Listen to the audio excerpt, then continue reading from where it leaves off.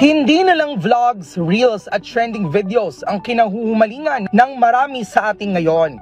Hindi natin namamalayan, bahagi na pala ng mga pinapanood at sinishare ng ilan sa atin ang mga AI-generated at deepfake content. Ilan sa mga halimbawa ng AI-generated content ay ang mga realistic portrait painting, gumagalaw na mga pictures at dancing videos ng mga bata. Pagdating naman sa deepfake, mabilis kumakalat online ang mga viral fake celebrity video na kung saan ginagaya ang mukha at boses ng isang tao. Maaaring upang mag-alok ng produkto o magpakalat ng maling impormasyon. Pero maliban sa malicious content, ginagamit din ang deepfake sa funny edits tulad ng pagpapalit ng mukha ng favorite characters sa movie o TV shows para gawing meme.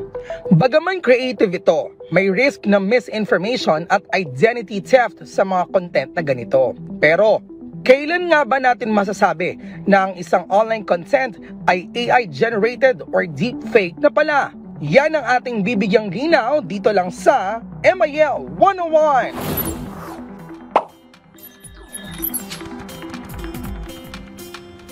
Kaugnay niyan mga ka-RSP, makasama natin si Attorney Obin R. Nievan, Direktor mula sa Data Security and Compliance Office ng National Privacy Commission. Good morning, Director Obin, and welcome dito sa Rise and Shine Pilipinas. Good morning po.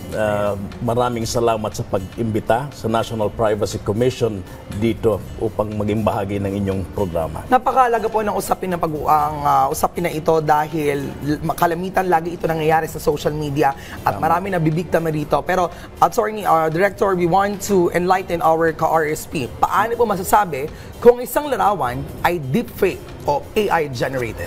Napaka-sophisticated na ng teknolohiya ngayon sa deepfake. Okay. So mahirap mong malaman. Ngunit dapat maging critical media consumers tayong lahat. Okay. Susuriin nating mabuti ang larawan o ang video na yon. At may mga visual indicators na tinatawag. Ang unang visual indicator ay yung anatomical errors na tinatawag kung may mali sa muka. Okay. Ang muka ng isang tao ay asymmetrical. Okay. Ang AI-generated video or pantay talaga. Very symmetrical. Ayun. Pantay na pantay. Okay. So napaka-perfect na. At saka titignan mo ang kanyang background. Masyado ng ingarbo. Na hindi na realidad. Okay. So, technically, kung ikaw ang viewer, hindi ka maalam sa social media, kahina-hinala na agad if the background is different doon sa usual natin nakita. Usually, ang AI-generated video or image is ang background niya medyo blurred. Okay. Blurred yan. Dahil mahirap sa isang AI algorithm na marami siyang ine-edit. Okay. So, pinofocus niya sa mukha. Kagaya nito, tignan nyo ang mga mukha nila, sobrang mga pantay na. Okay. Mga perfect na yung ngipin, yung mata nila symmetrical na, kilay. And usually, ang buhok nila, if you can zoom in, ang buhok nila nagbe-blend na sa background. Ayun. Kasi isang airbrush lang yan, isang stroke lang yan ang pag-edit. Ayun, ako hindi talaga ako AI, talagang hirap na hirap ako gawing buhok ko, talagang ano. Anyways, Yes. okay, this one. This one, For videos. For videos. Ito live to, na in-screen capture lang namin. Okay. Makikita nyo yung texture ng mukha, naka-airbrush na lahat. It's very clean. Sobrang filtered na. Filtered na. Oo. Very clean na yung ano niya. And then, tignan niyo yung kamay niya, hindi na proportionate sa kanyang katawan. Okay. Dahil yung actor na nandyan ay lalaki. Alright. Pero babae yung titignan mo yan. So talagang grabe yung filtration na pwedeng gawin ng isang gumagamit ng social media at magmumukhang AI afterwards or using it also. Because deepfake na yan. Deepfake na yan. Also, titignan nyo yung mga detalye sa video or image. Ito, si President Trump, si Biden, si Obama. Tignan nyo ang paghawak ni Trump sa kanyang burger. Parang nakakunot lang? Oo, di ba? So titignan nyo ang detalye. May mga glitches yan na maano nyo, hindi ganyan ang paghawak ng hamburger. Tsaka talagang yung si President Obama, talaga bang hawakan niya? I have no idea na karakula. So, susuriin nyo rin kung ang tao na yon ay nasa pag-uugali ba niya yung ginagawa niya sa video. Kasi kung hindi yan nasa personalidad niya, malamang deepfake yan, peke yan. Ayun, tayo maglalagay ng human emotions doon sa mga nakikita nating visual clues. So talagang critical media consumer, susuriin mong mabuti. Okay. So, siguro factor din for critical is not just checking the image or video, what you've mentioned also, checking the other sources, primary sources. Like, paano isiguraduhin na yung imahe na ito totoo? You see other verified pages po ba? Yes. Pwede nyong i-verify nyo muna kung totoo talaga yung imahe na yon sa ibang sources din. May mga tools ba tayo or software so that we can detect deepfake images? Yes. Kung ang isang deepfake image ay masyado ng sophisticated, kailangan muna ng AI tools para ma-detect mo rin yon. Meron tayong Microsoft Video Authenticator. Meron tayong deepfake detection challenge. Free lang yan, social media. May bayad. May bayad. Kaya mahirapan yung ating mga mamamayan na mag-ano kasi nasa $39 per month. Ay, magkano yun? Pero may libre. Yun. ChatGPT.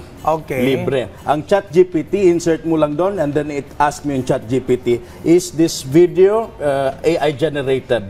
Then i-analyze ng ChatGPT yon.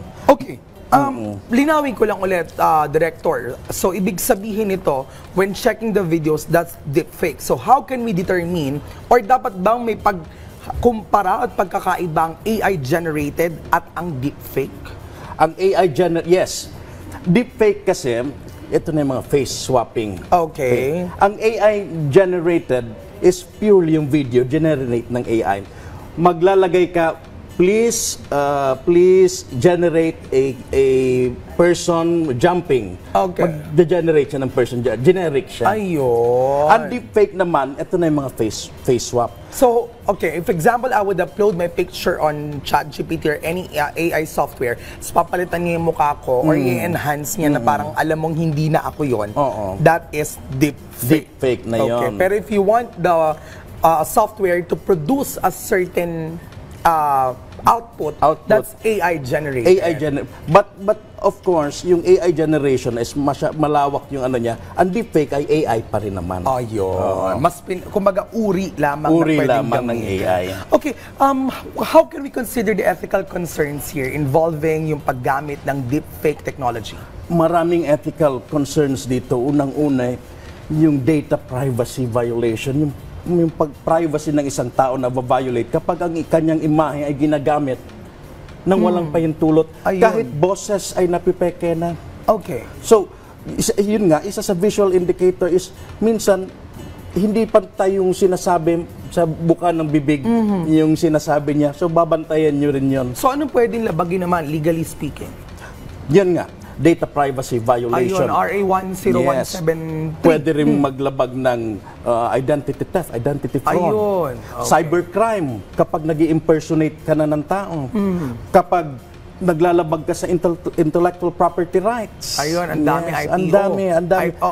Especially disenfranchisement, kapag nagpapakalat ka ng information about sa election. Disinformation yun. For any issues like this, maranasan nating mga kapwa-Pilipino, paano po sila lalapit sa National Privacy Commission? Kapag ang violation is concerning data privacy, lumapit kayo sa aming ahensya, ang National Privacy Commission. Kapag ang kontento na nahuli nyo na peke o deepfake ay may illegal content, pwede kayong lumapit sa PNP Anti-Cybercrime Group or NBI Cybercrime Division. Alright. On that note, marami tayong nakuhang impormasyon at sana alamin natin ang mga nakikita natin mga imahen at videos online para mas maging kritikal sa paggamit ng social media. Yan po ating napag-usapan dito sa MIL 101. Maraming salamat po. Muli nakasama natin si Attorney Obin R. Nieva, Director mula sa Data Security and Compliance Office ng National Privacy Commission.